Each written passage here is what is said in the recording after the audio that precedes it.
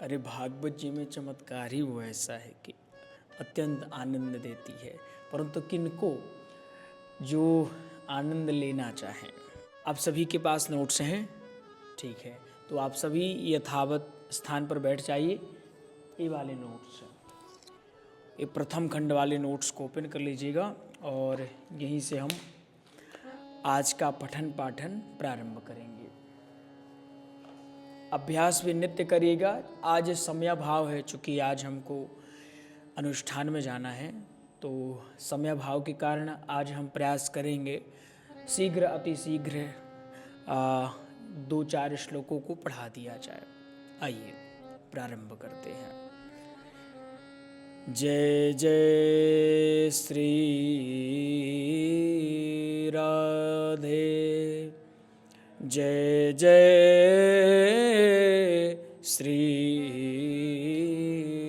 राधे, जय जय श्री राधे। तरुणी प्रभुता गे श्याल को बुद्धिदायक, कन्या विक्रयणो लोभात्, दंपतीनां च कल्कनम्।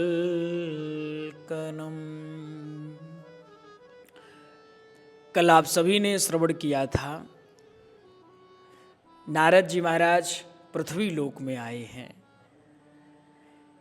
यहाँ पर विशालपुरी नाम का एक स्थान है, जहाँ पर 4 ऋषि कुमार सनक, सनंदन, सनातन और सनत कुमार भ्रमण कर रहे हैं। इन्होंने क्या देखा कि नारद जी का मुख मलिन है। कैसा है? मुख मलिन है, चेहरा उतरा उतरा लग रहा, ऐसा लग रहा है कि कोई बहुत बड़ी चिंता है।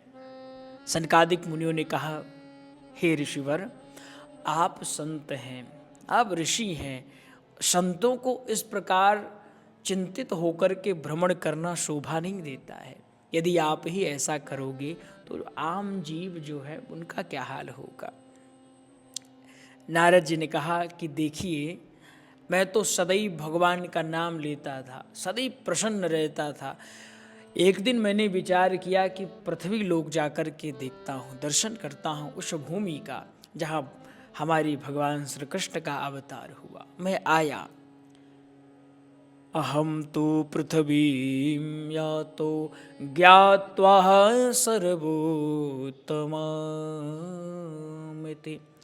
मैंने सुना भी था कि ये पृथ्वी लोक अत्यंत सुंदर है, और यही सुन करके मैं यहाँ आया था। परंतु मैं यहाँ क्या देखता हूँ कि मुझे यहाँ पाप के अतिरिक्त तो कुछ और दिखाई ही नहीं दिया। जहाँ मैं गया वहाँ पाखंड ही पाखंड दिखाई दिया। आपको बताऊं, मैं पुष्कर गया, मैं प्रयाग गया, मैं काशी गया, मैं गोदावरी गया, मैं हरि क्षेत्र गया, श्रीरंग गया, परंतु मैंने यहाँ क्या देखा? पाप के अलावा और कुछ नहीं है। जिन्होंने अपने घर के बाहर लिखा है त्यागी जी महाराज, उनके लिए बड़े बड़े बंगले हैं, जो दिन रात भाषण दे रहे हैं कि ये धन माया मोह है, उसी के लिए लड़ने मरने के लिए तैयार रहते हैं। मैं यहाँ जाकर के देखा कि पाखंड के अतिरिक्त और कुछ है ही नहीं है। तीर्थों में केवल लुटेरे बैठ गए हैं, संतों का कहीं पता ही नहीं। जो वास्तव में विद्वान हैं उनकी कतार सबसे पीछे लगी है, और जो मूर्ख हैं वो सामने आके बैठे हैं। मूर्खों की ही पूजा हो रही है। जहाँ मैं देखता हूँ यहाँ वही मूर्ख अनपढ़ लोग बैठ करके भगवान की पूजा कर रहे हैं, और वही अपनी पूजा करवा रहे, भगवान को पीछे कर दिए और स्वयं भगवान बन गए। और बंधुओं, एक बात बताऊं, गुरु वो नहीं है जो अपने चक्कर में ही फंसाए रखे। अरे गुरु तो वो है जिसके सानिध्य में जाते ही वो आपको बताए कि देखो हमारे चक्कर में नहीं पड़ना है, आपको इनके चक्कर में पड़ना है। जो भगवान के चक्कर में फंसाए रखता है वही सद्गुरु है, और जो अपने चक्कर में ही फंसाए रहता है कि चेला कहीं हमको छोड़ कर के ना चला जाए, हमारी ही सेवा करता रहे, वो गुरु नहीं है, वो कालनेमी होता है।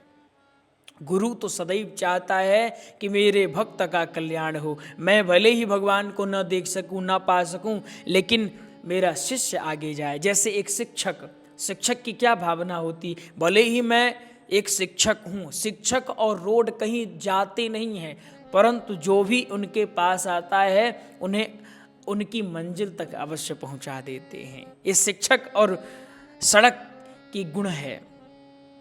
इसी प्रकार संत जन होते हैं, गुरु जन होते हैं कि वो भले ही एक स्थान पर रहे, लेकिन अपने वचनों से, अपने सत्संगों से समस्त प्राणियों का मंगल करते हैं।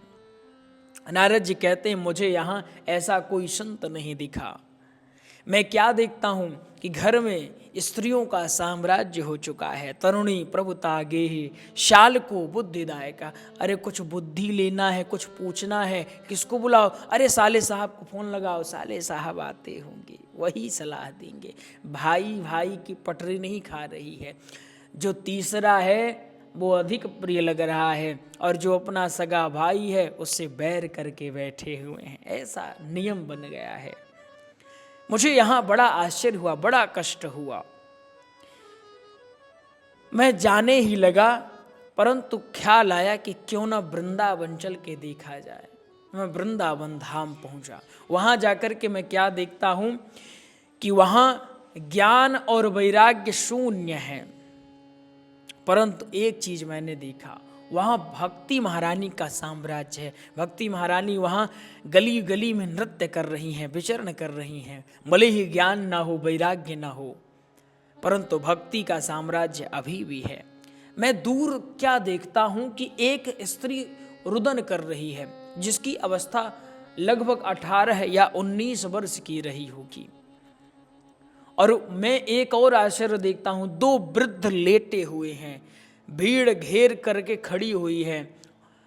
वो स्त्री खूब जोर जोर से रो रही है। मैं सोचा कि जाकर के देखूं, पूछाऊं कि क्या बात है माता जी, क्यों रुदन कर रही हैं आप? फिर मुझे ख्याल आया, माताओं का स्वभाव ही ऐसा होता है, और मैं अगर गया और मामला उल्टा हो गया तो गड़बड़ होगा। पहले ही मैंने बहुत कुछ देख लिया, अब मेरी हिम्मत नहीं है कुछ और देखूं। मैं वहाँ से जाने लगा, इतने में उन माता जी ने हमको आवाज लगाया, भो भो साधो क्षणं तिष्ठ मच्चिन्तामपि नाशय दर्शनं तव लोकस्य सर्वथा गहरं परम। उन माता जी ने हमको लगाया आवाज, भो भो साधो क्षणं तिष्ठ। अरे साधु जी कहाँ भागे जा रहे हैं? अरे थोड़ा रुक तो जाइए। आप जैसे महात्माओं का दर्शन तो आजकल दुर्लभ ही हो गया है, और आप दुर्लभ के साथ मिले और भागे जा रहे हैं। अरे भाग करके इधर आइए, कृपया 2 मिनट ही रुक जाइए, मेरी पूरी बात तो सुन लीजिए। अरे साधु जी, और देखिए साधु का स्वभाव कैसा होता है, साधु बिना बुलाए नहीं जाते कहीं भी, लेकिन अगर कोई गुहार लगाए तो फिर रुक भी नहीं सकते हैं। अगर कोई करुण पुकार करता है तो जैसे भगवान दौड़ करके आते हैं, ऐसे ही साधु भागते भागते आते हैं। मेरे नारद जी भागते भागते, अरे देवी जी मैं तो यही सोच ही रहा था कि आप मुझे बुलाओ, बताइए क्या बात है, क्या नाम है आपका, और ये 2 वृद्ध कौन है, ये क्यों रो रहे हैं? उन देवी जी ने कहा, अहम भक्तिरिति ख्याता। हे देवर्षि, मेरा नाम भक्ति है, और ये जो 2 वृद्धों को आप देख रहे हैं ना, ये मेरे पुत्र हैं। एक का नाम ज्ञान है और एक का नाम वैराग्य है। नारद जी ने जैसे ही देखा, अरे माता जी 18 वर्ष की और बच्चे बूढ़े बूढ़े, ये बात हमको समझ में नहीं आ रही है। नारद जी ने कहा, देवी जी कृपया स्पष्ट कहिए ना, क्या बात है? मैंने जहां तक देखा है कि माता बूढ़ी हो जाती है। आ जाओ बेटा, बैठ जाओ, बैठ जाओ, दरवाजा लगा के बैठ जाना, और नोट्स लिए हो ना, बैठ जाओ। नारद जी ने क्या कहा?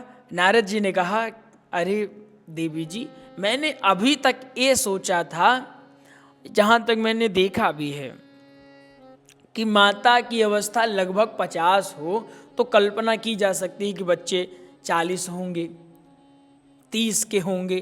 परंतु आज मैं उल्टी गंगा बहते हुए देख रहा हूँ। माता बताओ 18 वर्ष की और बच्चे 60-60 वर्ष के। ये बात मुझे समझ में नहीं आती है। कल की श्रृंखला में आप सभी उपाय के बारे में समझेंगे।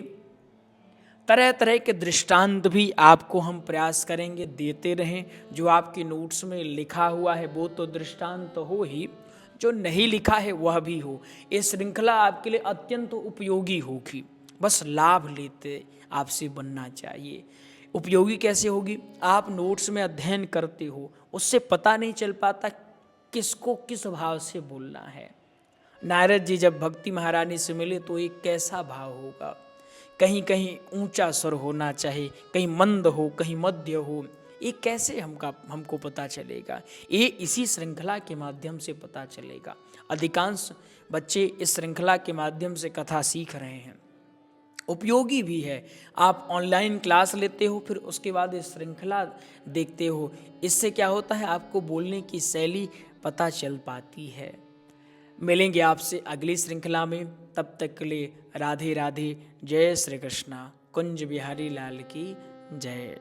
आप लोग मंगलाचरण एक बार गाओ।